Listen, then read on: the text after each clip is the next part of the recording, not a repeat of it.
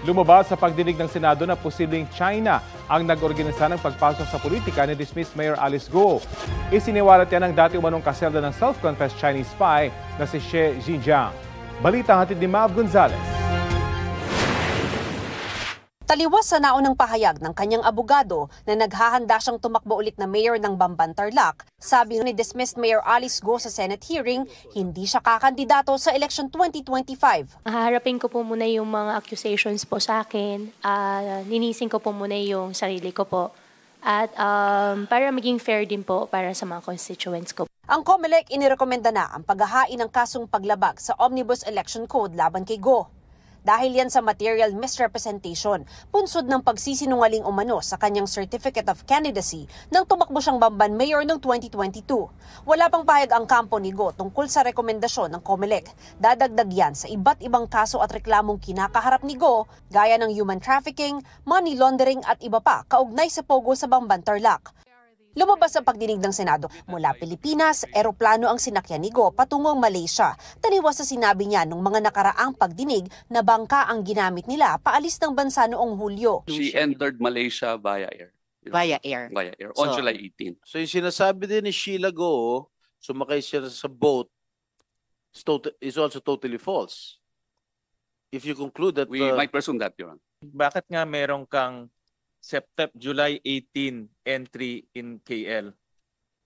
Sen, regarding po that I invoke my right against self-incrimination po. Inilabas din sa pagdinig ang pahayag ng Chinese na si Wang Fugwei na dati umanong kaselda ng self-confessed Chinese spy na si Xie Zhijiang.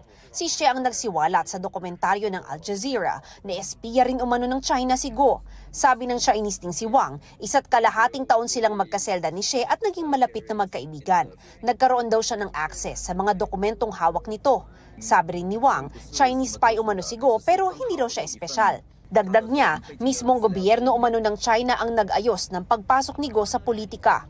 郭华平的竞选本身就是中共国安安排的，佘志阳先生的经历也是有相似的。 Binanggit din ni Wang ang kontak ni Xie sa Communist Party ng China na isang Ma Dongli na maaaring handler din umano ni Guo. Wala po akong handler, hindi po ako spy, hindi ko po siya kilala. Kailangan po niya siguro ng media mileage po ngayon, baka meron po siya ibang motibo po. Base sa record ng Bureau of Immigration, mahigit 20 beses pumasok sa bansa sina Xie at Ma Dongli. Mr. Xie nakulong sa Thailand for the same crimes, no? Human trafficking, scamming. Ma Dongli is a partner of Mr. Xie in the Yatay Myanmar company which operates yung Pogo Hub sa Myanmar. Nagpatulong na si Ontiveros sa Department of Foreign Affairs para makausap ng komite si Xie. I have persuasive information that the file of at least one young brother